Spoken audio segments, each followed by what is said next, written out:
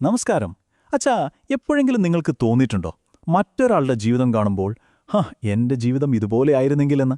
ചിലപ്പോൾ സോഷ്യൽ മീഡിയയിലെ നല്ല അടിപൊളി ഫോട്ടോസ് കാണുമ്പോഴാകാം, അല്ലെങ്കിൽ കൂട്ടുകാരുടെ വലിയ വലിയ വിജയങ്ങളെപ്പറ്റി കേൾക്കുമ്പോഴാകാം, അല്ലേ? അങ്ങനൊരു ചിന്ത മനസ്സിൽ വന്നിട്ടുണ്ടെങ്കിൽ ഉറപ്പായും ഈ കഥ നിങ്ങൾക്കുള്ളതാണ്. അപ്പോൾ ഏറ്റവും സന്തോഷവാനായ പക്ഷിയുടെ കഥയിലേക്ക് നമുക്ക് കടക്കാം. അപ്പോൾ ഈ കഥ തുടങ്ങുന്നതിന് മുൻപ് ഒരു കാര്യം, നിങ്ങളുടെ ജീവിതത്തിൽ നിങ്ങൾക്ക് പൂർണ്ണ സംതൃപ്തിയില്ലെന്ന് തോന്നുന്നുണ്ടെങ്കിൽ ഇതൊന്ന് ശ്രദ്ധിച്ചു കേൾക്കണം. കാരണം ഇത് ഒരുപക്ഷെ നമ്മുടെ ചിന്തകളെ തന്നെ മാറ്റിമറിച്ചേക്കാം. അപ്പോൾ ഈ കഥയിലെ നമ്മുടെ പ്രധാന കഥാപാത്രം ഒരു കാക്കയാണ്. വെറുമൊരു കാക്കയല്ല, സ്വന്തം ജീവിതത്തിൽ ഒരു തരി പോലും സന്തോഷം കണ്ടെത്താൻ കഴിയാതിരുന്ന, താനായിരിക്കുന്നതിലൊട്ടും ഇഷ്ടമില്ലാതിരുന്ന ഒരു പാവം കാക്ക. ഒരിക്കൽ ഈ കാക്ക ഒരു മരത്തിന്റെ കൊമ്പിലിരുന്ന് ഭയങ്കരമായിട്ട് സങ്കടപ്പെടുകയായിരുന്നു. എന്താ കാരണമെന്നറിയോ? തന്റെ ഈ കറുപ്പ് നിറം ആരും തന്നെ ഇഷ്ടപ്പെടുന്നില്ല എന്ന തോന്നല്, ഇതൊക്കെ ഓർത്തതിന് സഹിക്കാൻ പറ്റുന്നുണ്ടായിരുന്നില്ല. അങ്ങനെ സങ്കടപ്പെട്ടിരിക്കുമ്പോഴാണ് ആ വഴിക്ക് ജ്ഞാനിയായ ഒരു സന്യാസി വരുന്നത്. കാക്ക തന്റെ എല്ലാ വിഷമവും ആ സന്യാസിയോട് പറഞ്ഞു. എന്നെ ആർക്കും ഇഷ്ടമല്ല, കാണുന്നവരെല്ലാം മാട്ടിപ്പായ്ക്കുന്നു. ശരിക്കും പറഞ്ഞാൽ ഇങ്ങനെ ജീവിക്കുന്നതിൽ നല്ലത് മരിക്കുന്നതാണ് എന്നുവരെ ആ കാക്ക പറഞ്ഞുപോയി. കാക്കയുടെ ഈ സങ്കടം കേട്ടപ്പോൾ സന്യാസിയൊന്നു പുഞ്ചിരിച്ചു. എന്നിട്ട് അതിന്റെ മുന്നിലൊരു അടിപൊളി ഓഫർ വെച്ചു. പക്ഷേ ഒരു കണ്ടീഷനുണ്ട്, ചെറിയൊരു ടാസ്ക്. സന്യാസി കാക്കയോട് പറഞ്ഞു, നീ വിഷമിക്കുകയേ വേണ്ട. നിന്റെ ആഗ്രഹം ഒരു വെളുത്ത അരയന്നമാകാനാണോ? ഓക്കെ, ഞാൻ നിന്നെ അങ്ങനെ ആക്കിത്തരാം. പക്ഷേ അതിനു മുമ്പ് നീ എനിക്കൊരു ചെറിയ കാര്യം ചെയ്തു തരണം. ദൗത്യം കേട്ട വളരെ സിമ്പിളാണ്. സന്യാസി പറഞ്ഞു, നീ നേരെ പോയി ഒരു അരയന്നത്തെ കണ്ടുപിടിക്കണം.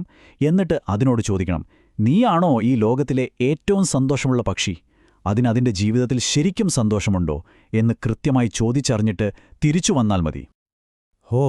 ഒരരയന്നമായി മാറാൻ പോകുകയാണല്ലോ എന്നോർത്തപ്പോൾ കാക്കയ്ക്ക് ഭയങ്കര ആവേശമായി.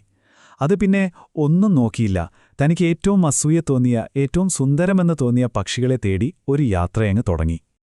അങ്ങനെ പറന്ന് അവസാനം ഒരു കുളത്തിലെ നല്ല ഭംഗിയുള്ള ഒരു അരയെണ്ണം നീന്തി തുടിക്കുന്നത് കാക്ക കണ്ടു. എന്തൊരു വെളുപ്പ്! പാലുപോലെ വെളുത്തിരിക്കുന്നു. അത് കണ്ടപ്പോൾ തന്നെ കാക്കയ്ക്ക് വല്ലാത്ത ആരാധന തോന്നിപ്പോയി. അപ്പോ കാക്ക ഒട്ടും മടിച്ചില്ല. നേരെ അരയന്നത്തിന്റെ അടുത്തേക്ക് ചെന്നിട്ട് ആകാംക്ഷയോടെ ചോദിച്ചു, നിങ്ങളെ കാണാൻ എന്തു ഭംഗിയാണ്!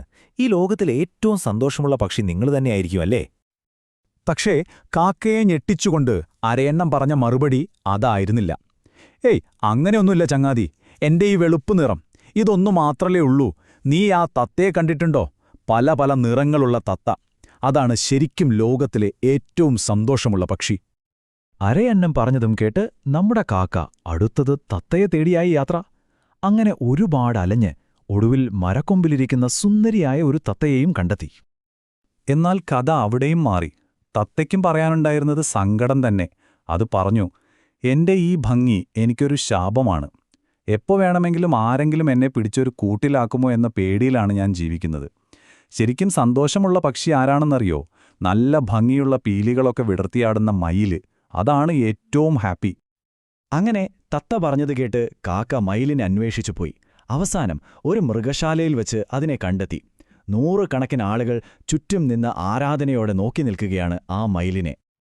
ഇനി ഇതായിരിക്കും ഏറ്റവും സന്തോഷമുള്ള പക്ഷിയെന്നുറപ്പിച്ചുകൊണ്ട് കാക്ക മയിലിന്റെ അടുത്തു ചെന്നു. നിങ്ങളെ കാണാൻ എന്തൊരു സൗന്ദര്യമാണ്! ഇത്രയധികം ആളുകൾ നിങ്ങളെ കാണാൻ വേണ്ടി മാത്രം വരുന്നു. നിങ്ങൾ തന്നെയായിരിക്കും ഈ ലോകത്തിലെ ഏറ്റവും സന്തോഷമുള്ള പക്ഷിയല്ലേ?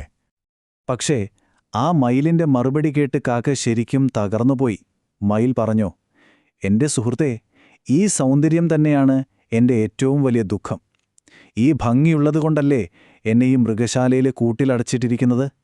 ഞാൻ ഒട്ടും സന്തോഷവാനല്ല. അപ്പോ കഥ ഇവിടെ ഒരു വലിയ ട്വിസ്റ്റിലേക്കെത്തുകയാണ്. ആ മയിലിൽ നിന്ന് കാക്ക കേൾക്കാൻ പോകുന്നത് അതിന്റെ ജീവിതം തന്നെ മാറ്റിമറിക്കുന്ന ഒരു സത്യമാണ്. ഇവിടെയാണ് ശരിക്കും ഈ കഥയുടെ ഒരു പ്രധാന പോയിന്റ്. ഒന്ന് ആലോചിച്ചു നോക്കൂ. ഒരു വശത്ത് നല്ല സൗന്ദര്യമുള്ള, എല്ലാവരും ആരാധിക്കുന്ന മയിൽ, പക്ഷേ കൂട്ടിലാണ്. മറുവശത്ത് ആരും ശ്രദ്ധിക്കാത്ത കാക്ക, പക്ഷെ അതിന് ലോകത്തെ എവിടെ വേണമെങ്കിലും പറന്നു നടക്കാനുള്ള സ്വാതന്ത്ര്യമുണ്ട്. ഒരാൾക്ക് സൗന്ദര്യമുണ്ട്, പക്ഷേ സ്വാതന്ത്ര്യമില്ല. മറ്റൊരാൾക്ക് സ്വാതന്ത്ര്യമുണ്ട്, പക്ഷെ ആരും അംഗീകരിക്കുന്നില്ല.